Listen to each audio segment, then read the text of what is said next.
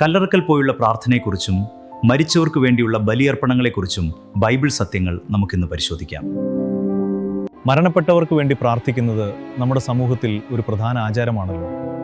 എന്നാൽ ബൈബിൾ നൽകുന്ന മുന്നറിയിപ്പുകൾ നാം അറിയണം. സഭാപ്രസംഗന്റെ പുസ്തകം മരിച്ചവരുടെ അവസ്ഥയെക്കുറിച്ച് വളരെ വ്യക്തമായ ഒരു ചിത്രം നമുക്ക് നൽകുന്നുണ്ട്. അതെല്ലാവരും ശ്രദ്ധിക്കേണ്ടതാണ്.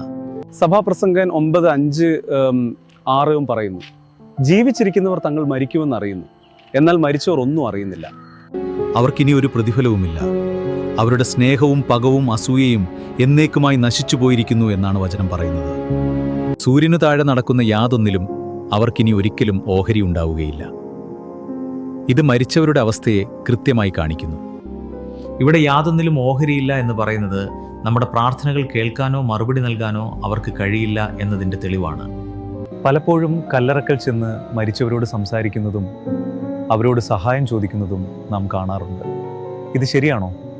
ദൈവവചനം ഈ കാര്യത്തെ കർശനമായി വിലക്കുന്നു. ആവർത്തന പുസ്തകം 18-ാം അധ്യായം ഇതിനെക്കുറിച്ച് കൃത്യമായി മുന്നറിയിപ്പ് നൽകുന്നുണ്ട്. ആവർത്തന പുസ്തകം 18:11 ഇപ്രകാരം: മരിച്ചവരോട് ചോദിക്കുന്നവൻ നിങ്ങളുടെ ഇടയിൽ ഉണ്ടാകരുത് എന്ന് കർത്താവ് കൽപ്പിക്കുന്നു. മരിച്ചവരുടെ ആത്മാക്കളുമായി ബന്ധപ്പെടാൻ ശ്രമിക്കുന്നത് ദൈവത്തിന് അനിഷ്ടകരമായ കാര്യമാണെന്ന് നാം ഇവിടെ മനസ്സിലാക്കേണ്ടതുണ്ട്. ഇനി നമുക്ക് ന്യായവിധിയെക്കുറിച്ചും മരണാനന്തര അവസ്ഥയെക്കുറിച്ചും ബൈബിൾ എന്തു പറയുന്നു നോക്കാം.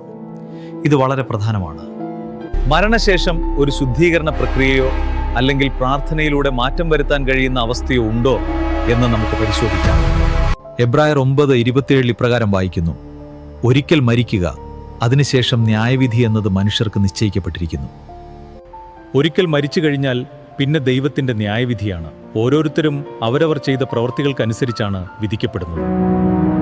ജീവിച്ചിരിക്കുന്നവർ നടത്തുന്ന ബലികളോ പ്രാർത്ഥനകളോ മരിച്ചവരുടെ നിത്യതയെ മാറ്റുമെന്ന് ബൈബിൾ ഒരിടത്തും സൂചിപ്പിക്കുന്നില്ല.